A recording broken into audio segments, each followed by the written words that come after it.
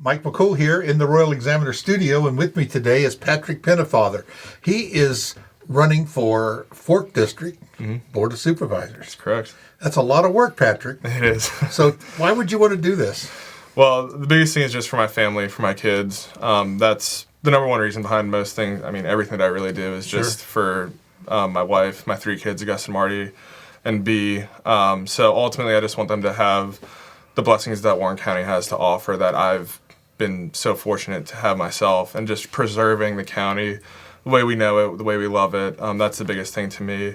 The biggest 3 things that really drove me to kind of step up and go for this role is, one is just data centers. I see there's a lot of talk surrounding them. I myself am a refuge from the data center. I'm from Manassas originally. Right. And Prince William County is just getting overrun. You can't miss. I mean, you turn which way you go, you'll see one, right? You see them, hear them, everything. So I don't think that that's a great opportunity for the Valley.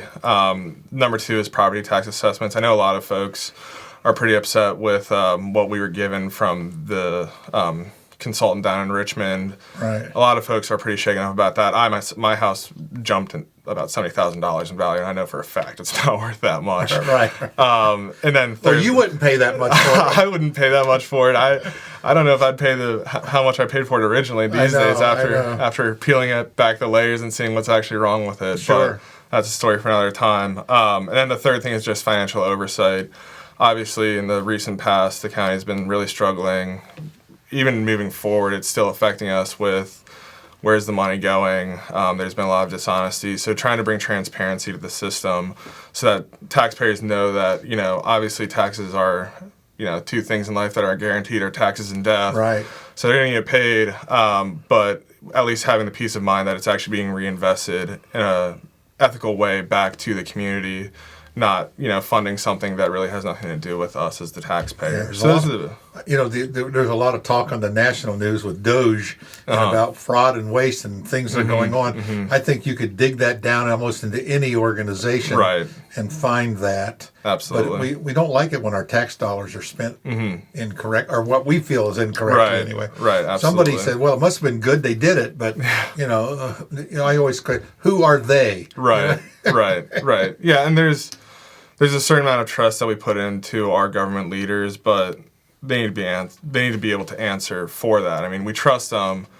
but we need to verify. Trust but verify. Trust. That's a good line. I love that line. Yeah, trust but verify. Yeah, but those are the 3 big reasons: just the data centers, property tax assessments, and then financial oversight.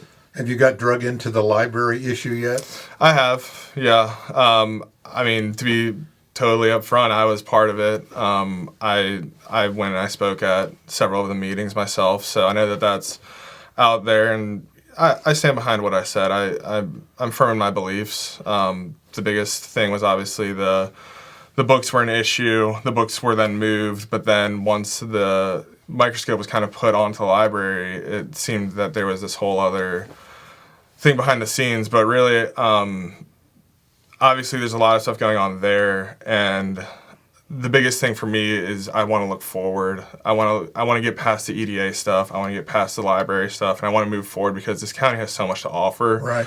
And if we just keep on looking in the past and saying, well, remember when this happened, and obviously the EDA thing is a huge issue, but we need to move past it. We need to, if we're not moving forward, we're going backwards. And I think that the county, we just need to get together and move towards a future in the county, and just take advantage of what God's given us. We have this beautiful county that we have so many positive things. Absolutely. But we always seem to dwell on the negative, don't we? Even though it happens, but it's like you say, sometimes we just fix it and move on. Right. So what about economic development? That's always a big issue. That's the latest buzzword too, and some of our supervisors are really want to move forward with that. Absolutely. How do you feel about that? I mean, that's great. I mean, that's huge. And I watched the Board of Supervisors. I'm a parent of 3, so I can't get out to all the Board of Supervisors meetings, but I'll watch them the next day. And I think Rich did a fantastic job yesterday displaying a true vision as to where we can go as a community. It's something that I feel like everybody can get behind. I mean, it's like, it's really wholesome stuff. I mean, a sportsplex, I mean, everybody wants that. The kids, the adults, it gives an outlet, an ice rink. I'm again from Manassas, and there's an ice rink in Old Town Manassas, and I think that's probably the closest one that you can really get to. But that's a nice ice rink, and it's packed during the winter. We had them when I lived out in Arizona, and you're right, really? They're packed. Yeah. And the last place you think about ice rinks. Oh, yeah. Yeah. And the conference center, too, I mean, and Rich hit it on the head when he was talking about it. I mean, we're 45 minutes outside of D.C. We can get to the Dulles airport. Companies can fly in, get out there, have a great conference, go out, play some golf, go to the local restaurants, and then get out. It's so easy, and it's such an easy market. I was always not impressed. Impressed is the wrong word, is the opposite word. Discouraged by all the development that happens in Frederick County, and yet we're so much closer and easier to they have maybe a little bit bigger airport, but that rarely gets used for economic development. You know, few people use it in the commercial field, but it's just like, you know, why aren't we getting these what's holding us back? Right. You know, it's probably just vision. Right. I think that we have, I mean, Warren County has a fantastic workforce. That's the thing. I mean, for so many years, Warren County residents have been the ones to go up to Nova and help them build what they have. I mean, the data centers and stuff aside, you know, but they're going up and they're helping. And we have so many blue-collar workers here, so many skilled laborers. So just finding a direction that we can all get behind and move forward with, I think that's just huge. I think it would be fun to watch. It would be fun to be a part of, and bringing tradesmen to bring their masterwork to the public circle and to actually benefit their own community rather than driving up 66 for an hour to benefit somebody else's community. But being able to bring that home, being able to look at a building and say, I did that. Like that was me and my guys. That's just an awesome feeling to have. And I'm in the roofing industry, and you know, when you drive through Nova, I have a few roofs. Yeah, exactly. That was mine. So it's an awesome feeling to have, and it's nice to have that pride. And being able to have that pride in your community is huge, and it's something that, you know, I hope that we can really latch on to and can really bring that pride back to the community. Well, you're still a young man, you know, I can say that as old as I am, but so, you know, people look, oh, you don't have any experience, but, you know, you've been around, you've been places, you can see what's good and what's not so good. Right. And seeing what will work in Warren County and what won't work. So what do you think? I mean, no, and I agree. You know, I am young. There's no hiding that fact. But that means you've got energy. Yeah, but I do have 3 kids, so take that into account. Sometimes it's not as plentiful as it should be.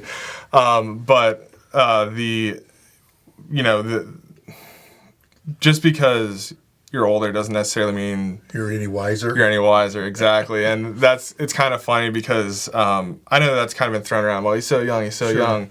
But with Trump and Biden and that whole thing, I mean, we got 2 like pretty old fellows out there, and you know, I like Trump. No hiding that. I'm a Republican. I'm part of the Warren County Republicans Committee.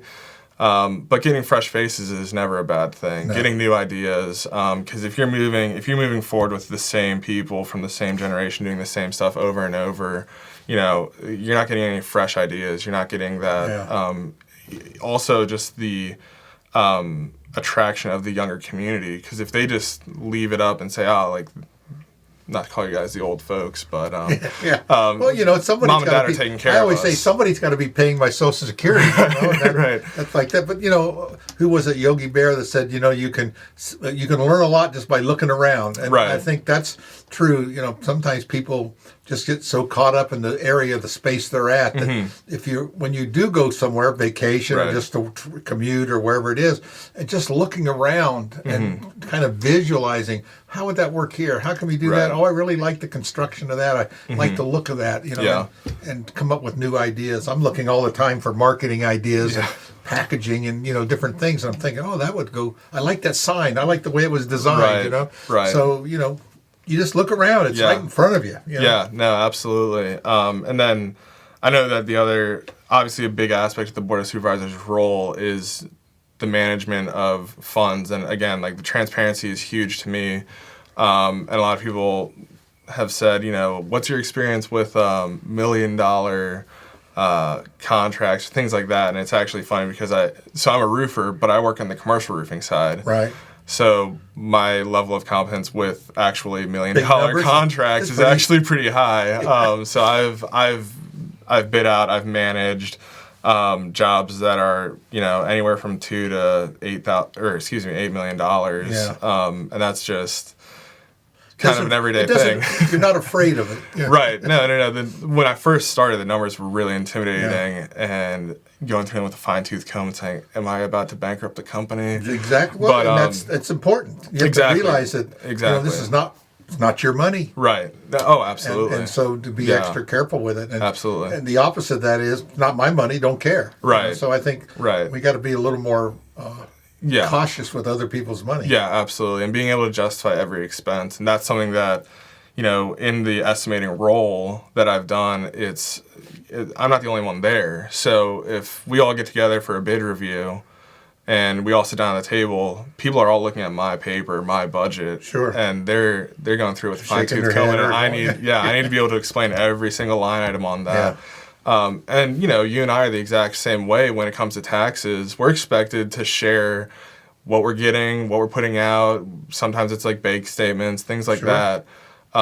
So we hold our population to that standard. Why do we not hold our local government to that standard as well? And I think that just having that, treating local government just like you would your own budget. Sure.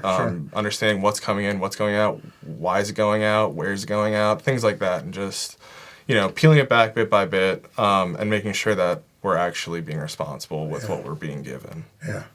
So how do you feel? You've been knocking some doors? Not yet. I took last week off for Easter, and then I had a late start this week because I was out of town at my in-laws' house. Oh my gosh! You have wonderful in-laws. I do. I know. I love my in-laws to death. I actually do. They're in a really nice spot in Stanton, Virginia. And they grew up on a farm very similar to what I would want out here. So my wife's a farm girl from Stanton. Sure.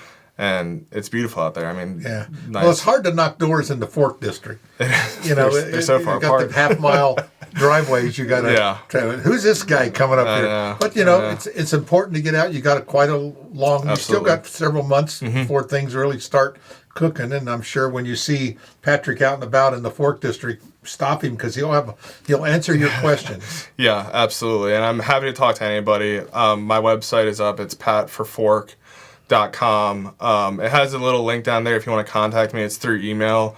But generally, what I use that email for is to set up a face-to-face meeting or a phone call or something like that, because I do like going out and I love meeting people. Sure. I love chatting with them, hearing their concerns and how I can actually help them.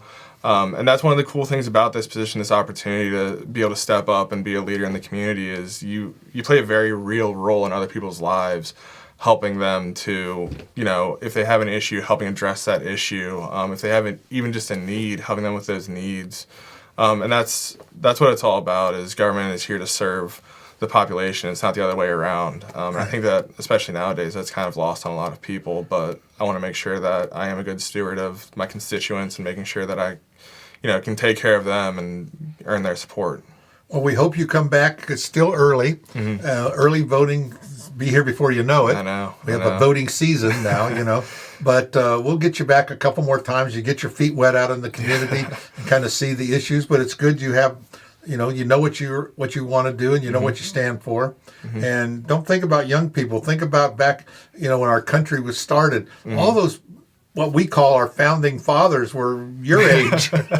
Yeah. They were very young. Right. With a few older guys, but they were very. We see pictures of them old, I know. Not realizing some of them were 20s. They just had the wigs on. They had white wigs on, so they looked old. But they were very young. So, yeah.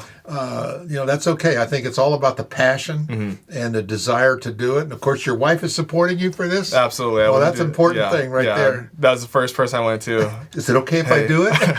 Yeah. I don't want to say that's what I said, but that's kind of what I said. That's what you meant. It's what I meant. So I have the wife's blessing to move forward with it. That's so great. She's excited too. That's great. And couldn't ask for more. Well, Patrick, again, thank you so much. We will get together here in a month or so, and we'll see how you're doing. Great. Okay? Thank you, Mike. I appreciate it. Thank you.